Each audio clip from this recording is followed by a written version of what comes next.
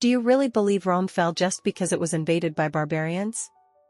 That an empire ruling 3 continents for centuries just collapsed overnight? If that's the story you've been told, then you've only seen the surface. The truth is, Rome wasn't destroyed from the outside, it decayed from within, silently, while the world applauded its victories. Behind the marble, the togas, and the triumphal arches were secrets, betrayals, and a slow-motion implosion that began long before the first sword touched its walls. In this video, you'll uncover the hidden chapters of Rome's fall, the economic traps no one talks about, the political mistakes that buried republics, the spiritual shifts that reshaped civilizations. You'll see how internal corruption, collapsing faith, and reckless ambition tore the greatest empire in Western history apart. And more, you'll discover how the Roman legacy still shapes our world, in governments, religions, and even the language you speak, without realizing it. If you think history is just about the past, get ready to see your present differently, because understanding why Rome fell isn't just about learning facts, it's about recognizing the same signs around us today. The cracks, the distractions, the slow unraveling that no one wants to see. Most people look away. But you're about to look deeper. And once you see it, you can't unsee it. It all began with a myth: 2 brothers, Romulus and Remus, suckled by a she-wolf on the banks of the Tiber. But behind the legend was the truth: humble villages fighting for survival among hills and rivers.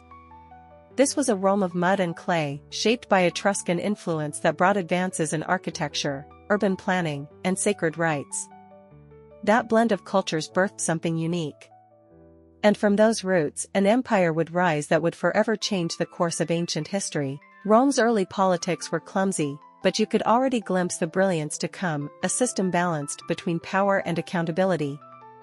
The patricians fought to hold control, while the plebeians demanded their voice. This clash gave rise to figures like the tribunes of the plebs, the first real defenders of the people, who proved that any lasting order must first listen to the ones below. Meanwhile, the Senate became the brain of what would later evolve into a complex imperial administration. The groundwork was laid, like the foundation stones of a timeless monument. Then came expansion, not for glory, but for survival. Rome needed land, food, slaves. And war became the answer. Victory over the Etruscans and the northern Gauls gave them confidence. But it was the Punic Wars against Carthage that turned Rome into a Mediterranean titan. That's when the Romans realized the world was bigger than the hills of Latium, and to conquer it, they'd need more than swords. They'd need strategy. They'd need governance. With every province came a new demand: roads, laws, taxes. The Roman Empire had to be more than an army, it had to be a system. And here lies the genius. The Roman roads weren't just stone paths, they were political arteries, economic lifelines, even spiritual conduits.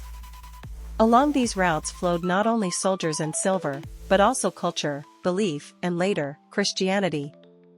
Rome didn't just conquer territory, it connected minds. And Rome didn't just crush cultures, it absorbed them. Where others destroyed, Rome built temples to foreign gods, turned enemy leaders into allies, and let Latin become the common tongue.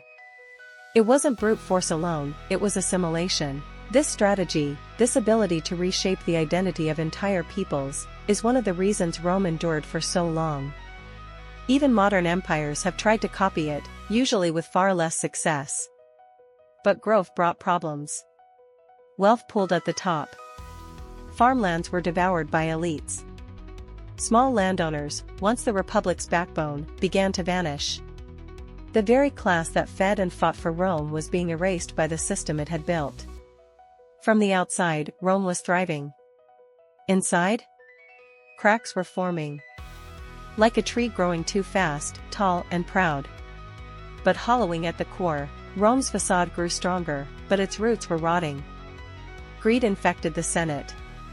The rituals of old, once sacred portals of meaning, turned into hollow ceremony. And in the shadows of this unrest, voices rose, voices like the Gracchi brothers. Reformers. Idealists. Threats. They tried to fix the system, and the system struck back. blood would soon stain the marble.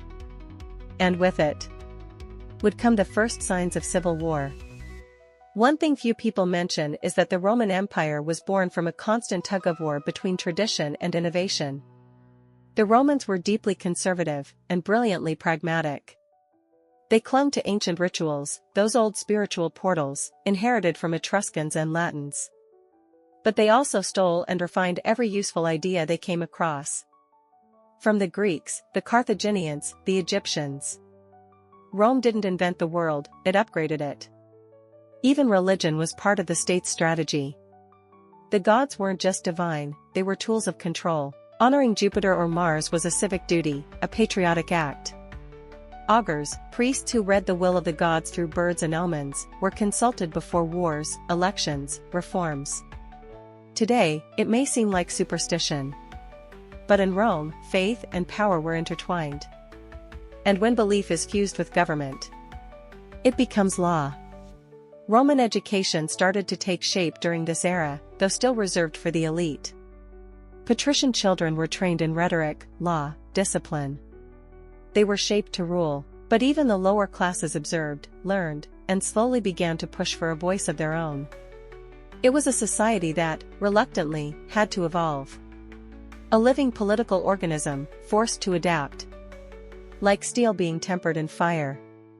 But expansion unbalanced everything. With every new conquest came wealth. And widening inequality. Generals returned with gold, slaves, and glory, but left behind devastated cities and broken peoples. The center got richer. The outskirts? Poorer. Like modern nations where capital cities shine and the rural heartlands decay, Rome's system was growing, but growing unstable. Too fast. Too far. A new elite emerged, military commanders with armies that owed them loyalty, not to the Senate. It was a dangerous shift. Men like Gaius Marius and Lucius Cornelius Sulla showed that a general with legions could bend the republic. Could own it. The sword began to outweigh the scroll. And when weapons speak louder than law / democracy becomes a battlefield. We've seen echoes of that in every era. The economy shifted too. Slave labor became the backbone of agriculture. Small farmers? Crushed by taxes, debt, and the rise of massive estates. Desperate, they flooded the city, hungry, angry, unemployed. The state responded with bread and spectacle. Free grain and blood in the arena. The birth of bread and circuses. It quieted the mob, but didn't solve the problem. It postponed the inevitable. And beneath it all, a storm was brewing. Rome still expanded outward. But inward, its identity frayed. The political machine became corrupt, the rituals meaningless. The spiritual portals, once sacred sites of unity, turned into echoes of a lost faith. Then came voices like the Gracchi brothers, trying to save what remained. But the system didn't want to be saved. And as their blood spilled, the Republic began to shift. What came next would change Rome forever. Rome grew so fast, it eventually outgrew itself. Wealth poured in, power concentrated, and inequality exploded. The small farmers, once the backbone of the Republic's economy and army, were slowly erased by aristocrats and slave-run estates. Cities swelled, countryside emptied, and the Republic became a ticking time bomb. From the outside, Rome still looked invincible. But inside, it was already falling apart. That's when two names lit up the streets like torches in the dark, the Gracchi brothers. Tiberius and Gaius. They fought to restore land to the people, to rebuild the citizen class, but their reforms threatened the Senate, and the Senate answered with violence. Tiberius was murdered on the Senate floor. Not by enemies, but by the very hands that were supposed to protect the Republic. Rome had crossed a line. Worse still, those killings set a precedent. Assassination became politics. After the Gracchi, reform equaled risk. And blood ran freely in the Forum. The ancient spiritual portals, once sacred, now witnessed mobs, riots, and public executions. The old Roman religion couldn't calm the chaos anymore. People turned to mystery cults, Eastern gods, And a quiet new movement spreading in whispers, Christianity. As the poor sank deeper into debt and hunger, the elite feasted like emperors. The contrast between the marble roads and the back alleys was growing unbearable. And when a system becomes this lopsided, it always breaks. Rome was becoming a pressure cooker. And eventually, someone would blow the lid off. That someone would be named Julius Caesar. But before he arrived, others would test the limits of power. One of them was Gaius Marius. He reformed the army, allowing the poor to join the legions, giving them purpose, pay, and pride. At first, it seemed noble. But the loyalty of soldiers shifted from the Senate to their general. That changed everything. Imagine a sports team where the players obey the coach, not the club. That's how Rome became a hostage of its own military might. Then came Sulla, the man who walked straight into Rome at the head of an army. A move once unthinkable. He declared himself dictator and purged his enemies. Executions, blacklists, new laws. And the Senate reduced to decoration. He claimed he was saving the Republic.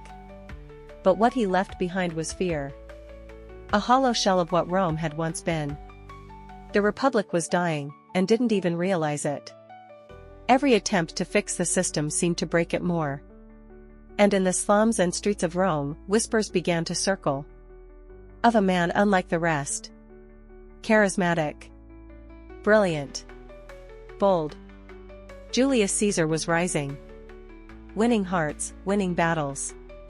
Not just in Rome, but in the minds of those who had lost faith in the system. When a single man becomes stronger than the laws meant to contain him, something unstoppable begins. Julius Caesar wasn't just a military genius, he was a master of communication. He knew how to speak to the people, the army, even the Senate. Each word a calculated move. And when a man can wield both the sword and the voice, he becomes more than a leader, he becomes a force. Caesar didn't challenge the system all at once. He chipped away at it. And soon, the broken republic had nowhere left to stand. Crossing the Rubicon wasn't just a tactical move, it was a declaration. A line drawn in blood. The old Rome is done, I am the new Rome. He crushed his rivals, even Pompey, once a friend, and named himself dictator for life. The word dictator chilled the Senate. But the people cheered. They were tired. They wanted bread. Peace. Purpose. And Caesar delivered. For a while. But power breeds enemies. The Senate, humiliated and sidelined, struck back. On the Ides of March, 23 daggers ended Caesar's life, but not the revolution he started. His death triggered another civil war. Mark Antony, Octavian, and Lepidus fought over the ruins of the Republic like scavengers around a carcass, and from that chaos, one name would rise above the rest, Octavian. Rome's first emperor. Augustus. What Augustus did was unprecedented. He kept the Senate, but stripped it of real power. He reformed the currency, restored order, rebuilt temples, and pacified the provinces. It was the beginning of the Pax Romana. Peace, yes, but peace bought with freedom. Rome traded liberty for stability. And history shows. That's a deal many are willing to make. Even now. Under Augustus, Rome transformed. Marble replaced brick. Roads stretched farther than ever before. A new identity was forged, not of citizen warriors, but of imperial subjects. The political machine became sleek, efficient, and cold. And as the empire grew, so did whispers of a strange new faith. Christianity, still underground, still whispered in fear, had begun to take root. Not in the palaces, but in the alleys. Here's the twist, while the empire polished its image, its soul was shifting. People still gathered at the ancient spiritual portals, still offered incense. But they were going through the motions. The rituals no longer held meaning. A spiritual void began to grow, and that's where new beliefs found fertile ground. New symbols. New stories. New hope. This wasn't just a political crisis. It was existential. Rome stood at a crossroads. Was it still a republic of free men? Or now a machine ruled by one? Was it still the land of Jupiter and Mars? Or the cradle of a rising faith that preached humility and salvation? The system looked stable. But beneath the marble and the banners, the cracks were widening. Imagine living in a time when peace reigned across an empire that stretched from Britain to Egypt. This was the Pax Romana, nearly 2 centuries without major civil wars. Roads were safe. Markets full. The Roman Empire seemed to have found the secret formula. The key? A delicate balance between military strength, administrative genius, and cultural unity. But as always, what looks eternal from afar may already be cracking underneath. Rome's economy boomed through trade flowing from every direction. Gold from Hispania, grain from Egypt, spices from the east, all passed along Roman roads. The silver denarius was the anchor of commerce. A merchant could travel from Gaul to Jerusalem and trade with ease. It was as if a single marketplace stretched across the known world. A kind of ancient Eurozone. But Rome forgot one thing: print too much money, and your empire begins to tremble. Take Nero, for example. He loved to spend on reforms, parties, colossal buildings. But it all came from the public treasury. To fund it, he reduced the silver content in coins, a technical move we'd now call inflation. The result? Prices soared.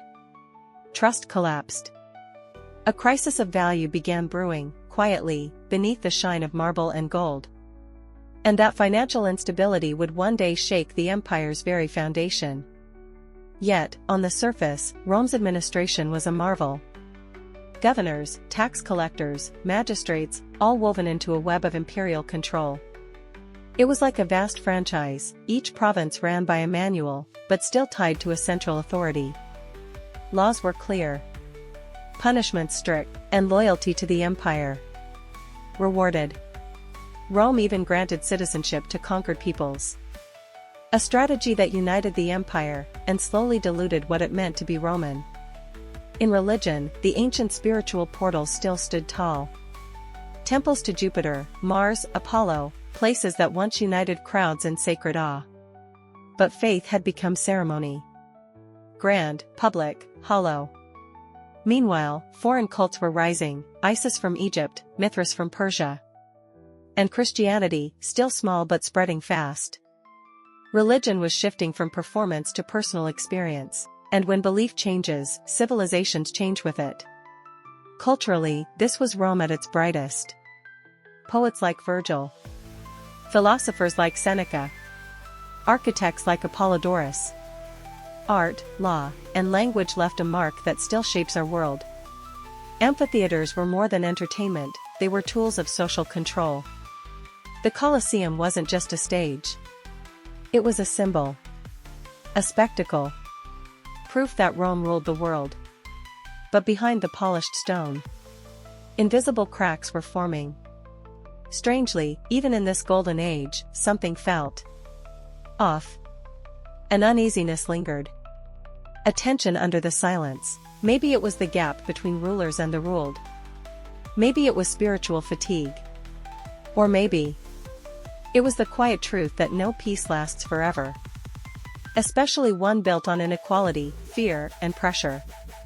The bill for stability always comes due, and future generations were already holding the check. During the Pax Romana, many believed Rome was untouchable. From the outside, everything looked perfect: disciplined legions, structured provinces, magnificent cities. But what most didn't see was the internal fatigue building behind the marble walls. The imperial administration, though efficient, was starting to rot from within, consumed by corruption, favoritism, and quiet rebellion. And when rot spreads at the top, the whole building begins to sway. Rome leaned heavily on its provinces for survival. Governors squeezed local populations, raising taxes year after year. It wasn't about generating wealth, it was about extracting it. Instead of stimulating growth, the empire drained its people dry. It's the same pattern seen today in nations that live off taxes but kill productivity. It works. Until it doesn't. And Rome's extraction model was beginning to crack. Meanwhile, Roman legions were stationed across every corner of the empire. Their mission: enforce order and defend the frontiers. But this came at a cost. Soldiers spent years away from home, draining the treasury through wages, provisions, and logistics. The once proud army, symbol of stability, was becoming bloated, expensive, and vulnerable. And like any machine pushed too hard, it was bound to break. The elite lived in a dream world. Palaces, banquets, games, all financed by the sweat of the provinces. And the greater the gap between the few with everything and the many with nothing, the more fragile the system became. Rome resembled an inverted pyramid, a tiny tip held up by a crumbling base. And if history teaches anything, it's that no structure, no matter how grand, can stand like that for long. Rome's religion, though still practiced, had lost its spark. The ancient spiritual portals, once sacred and revered, became empty monuments. Temples stood, but hearts were elsewhere. People searched for something more: mysticism, meaning, hope. Cults and underground movements offered what tradition no longer could. And Christianity, once whispered in secret, began to echo louder in the streets. Even the emperors began to change. From wise leaders like Augustus to paranoid tyrants, the throne became a gamble. Often seized by flattery, violence, or luck. When the highest office becomes a lottery between soldiers, nobles, and backstabbing courtiers. You know the political system is collapsing. Rome still looked whole, but its core was hollowing fast. And yet, the Roman legacy kept spreading. The law, the architecture, the language, still flowing, still evolving. Even as the empire fractured inside, its influence multiplied outside. It was like a tree, dying at the trunk, but scattering seeds in every direction. Silent seeds.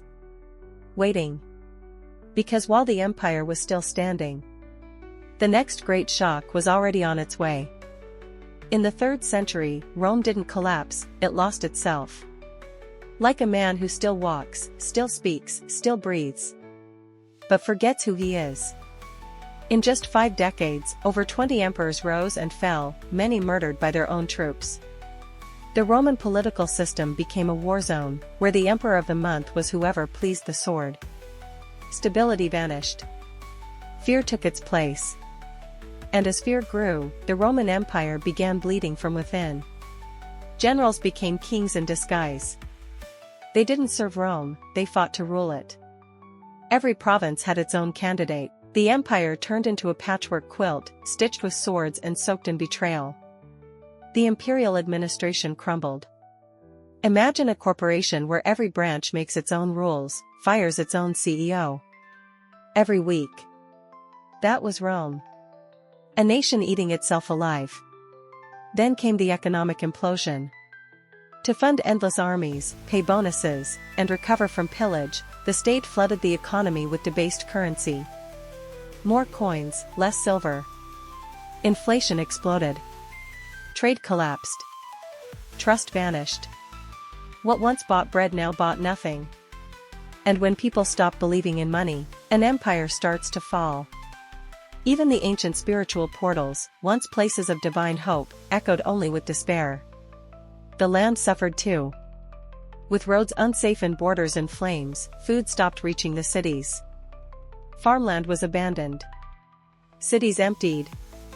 People fled to the countryside, to tiny villages, clinging to survival.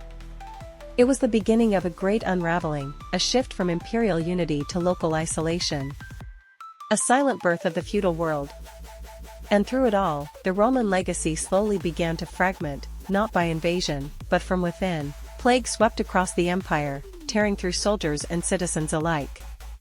Without medicine, without infrastructure, death became routine. When even the gods went silent, people turned to new voices. And in this darkness, Christianity spread like fire. Among soldiers, slaves, and the brokenhearted. It wasn't just faith, it was refuge. A lifeline. And for the elites, that made it dangerous. A few tried to save the empire. One of them, Emperor Aurelian, recaptured lost provinces, restored order. For a moment, it seemed hope might return. But it was always temporary. Fixing the East broke the West. Restoring one border weakened another. The empire was too big, too fractured, too exhausted. The division of power, though not official yet, was already reality. Unity was gone. And the most terrifying shift? The collapse of values. Once, emperors were chosen for merit, at least in theory. Now, power came through force. Or fortune. The ancient spiritual portals were trampled by mutinous legions. The old gods were silent. Faith had become a luxury. And the 3rd century became the hangover after Rome's greatest party. The question echoing across its borders was clear: how much longer could Rome survive? By now, the Roman people no longer looked to the Senate or the generals with hope. They looked down, just trying to survive. Fear had become the norm. The sound of horses on the horizon, once a sign of triumph, now sparked panic. Was it another self-proclaimed emperor? A mutinous legion? A barbarian raid? In this new ancient history, chronicles weren't written on scrolls. They were carved into scars. The cities had become traps. Rome and its satellites, once fortresses of civilization, now stood vulnerable, exposed. The division of the empire was no longer a future plan, it was the present. Eastern governors began to act autonomously. Western armies took orders from whoever paid them. The empire was like a broken mirror, the reflection was still there, but fractured into pieces no one could put back together. In that vacuum of power and identity, Christianity exploded. To the state, it was a virus. To the people, it was salvation. A Christian slave believed he held more value in the next life than his abusive master held in this one. That belief alone was revolutionary. Rome tried to extinguish the fire, but every martyr only fed the flame. The streets no longer whispered the names of gods. They whispered hope. Economically, things spiraled into absurdity. The denarius, once the symbol of Roman strength, became worthless. Coins were rejected in markets. People returned to barter, bread for oil, wool for salt. And when even soldiers refused to fight for a salary that bought nothing, the empire's walls began to fall from within. Trust had died. And with it, so did the meaning of empire. The frontiers crumbled. Germanic tribes, Persians, nomadic raiders, they smelled weakness. They crossed borders, looted cities, and rode back richer than Rome could tax in years. Roman troops, worn down and underpaid, barely resisted. The real danger wasn't military, it was psychological. Rome's greatest weapon, its aura of invincibility, was shattered. And when a civilization stops believing in itself, it walks like a corpse. A few voices tried to restore the old order. One name echoed in the chaos: Diocletian. A man with radical ideas. But before his reforms, Rome had to drink the full poison of its own arrogance. The Roman political system, once revered by philosophers and rulers alike, had become synonymous with betrayal, fear, and failure. The people were tired, and that fatigue made them ready for anything. Even for the impossible. And here's the irony: while Rome decayed, its legacy grew. Its laws were copied. Its roads still carried trade. Its language became the seat of new cultures. Rome was dying at the center, but sowing itself across the world. Like a tree falling, but scattering seeds in every direction. And from those seeds, something new would rise, something the world wasn't ready for. By now, the Roman people no longer looked to the Senate or the generals with hope. They looked down, just trying to survive. Fear had become the norm. The sound of horses on the horizon, once a sign of triumph, now sparked panic. Was it another self-proclaimed emperor? A mutinous legion? A barbarian raid? In this new ancient history, chronicles weren't written on scrolls. They were carved into scars. The cities had become traps. Rome and its satellites, once fortresses of civilization, now stood vulnerable, exposed. The division of the empire was no longer a future plan, it was the present. Eastern governors began to act autonomously. Western armies took orders from whoever paid them. The empire was like a broken mirror, the reflection was still there, but fractured into pieces no one could put back together. In that vacuum of power and identity, Christianity exploded. To the state, it was a virus. To the people, it was salvation. A Christian slave believed he held more value in the next life than his abusive master held in this one. That belief alone was revolutionary. Rome tried to extinguish the fire, but every martyr only fed the flame. The streets no longer whispered the names of gods. They whispered hope. Economically, things spiraled into absurdity. The denarius, once the symbol of Roman strength, became worthless. Coins were rejected in markets. People returned to barter, bread for oil, wool for salt. And when even soldiers refused to fight for a salary that bought nothing, the empire's walls began to fall from within. Trust had died. And with it, so did the meaning of empire. The frontiers crumbled. Germanic tribes, Persians, nomadic raiders, they smelled weakness. They crossed borders, looted cities, and rode back richer than Rome could tax in years. Roman troops, worn down and underpaid, barely resisted. The real danger wasn't military, it was psychological. Rome's greatest weapon, its aura of invincibility, was shattered. And when a civilization stops believing in itself, it walks like a corpse. A few voices tried to restore the old order. One name echoed in the chaos: Diocletian. A man with radical ideas. But before his reforms, Rome had to drink the full poison of its own arrogance. The Roman political system, once revered by philosophers and rulers alike, had become synonymous with betrayal, fear, and failure. The people were tired, and that fatigue made them ready for anything. Even for the impossible. And here's the irony: while Rome decayed, its legacy grew. Its laws were copied. Its roads still carried trade. Its language became the seed of new cultures. Rome was dying at the center, but sowing itself across the world. Like a tree falling, but scattering seeds in every direction. And from those seeds, something new would rise, something the world wasn't ready for. By now, the Roman people no longer looked to the Senate or the generals with hope. They looked down, just trying to survive. Fear had become the norm. The sound of horses on the horizon, once a sign of triumph, now sparked panic. Was it another self-proclaimed emperor? A mutinous legion? A barbarian raid? In this new ancient history, chronicles weren't written on scrolls. They were carved into scars. The cities had become traps. Rome and its satellites, once fortresses of civilization, now stood vulnerable, exposed. The division of the empire was no longer a future plan, it was the present.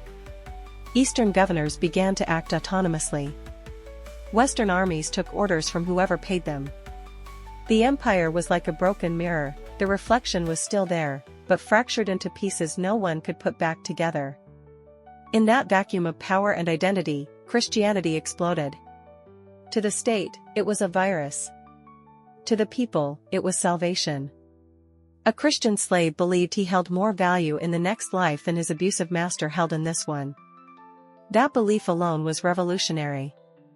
Rome tried to extinguish the fire, but every martyr only fed the flame. The streets no longer whispered the names of gods. They whispered hope. Economically, things spiraled into absurdity. The denarius, once the symbol of Roman strength, became worthless. Coins were rejected in markets.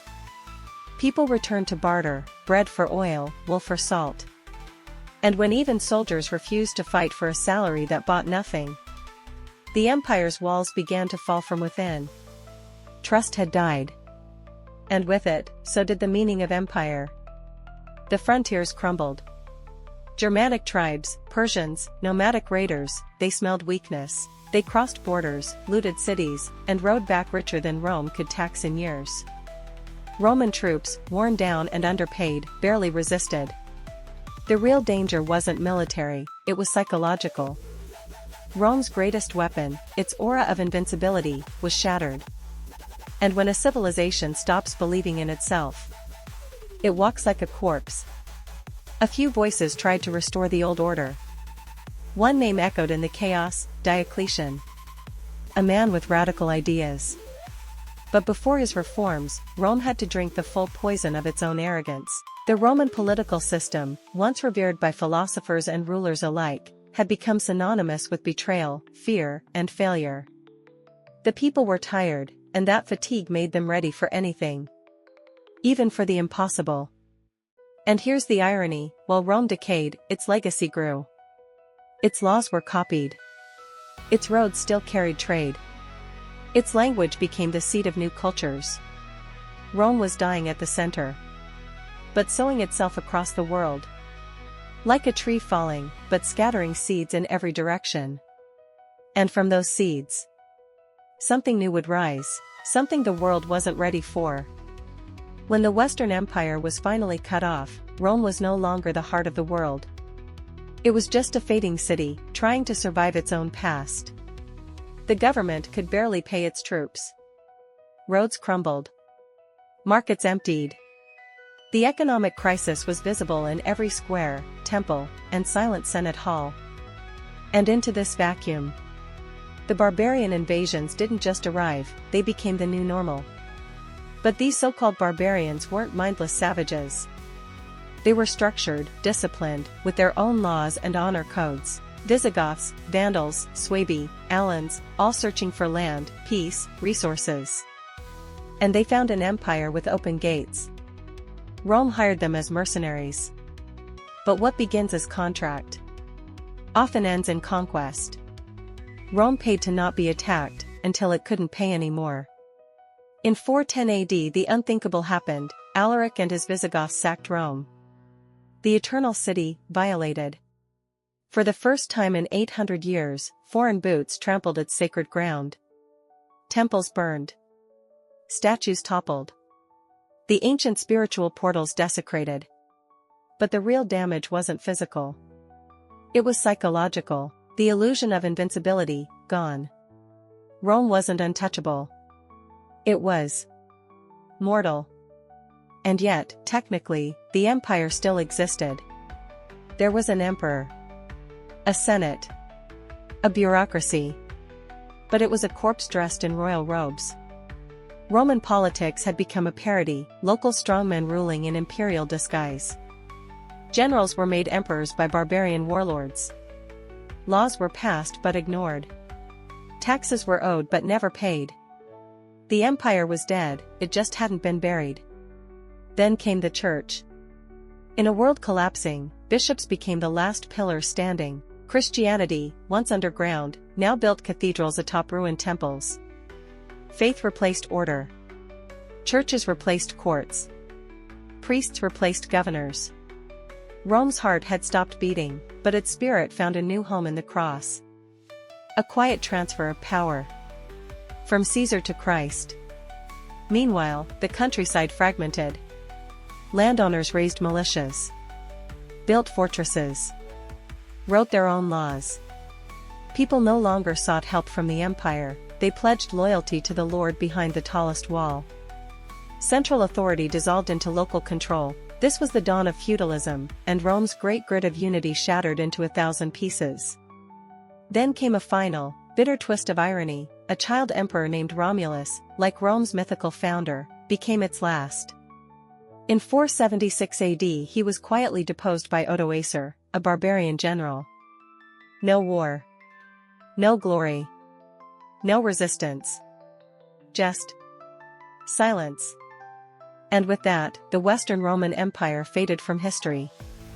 Not with a bang, but with a long, exhausted sigh. Now tell me, after all this, do you still think the world works the way your schoolbook said it does?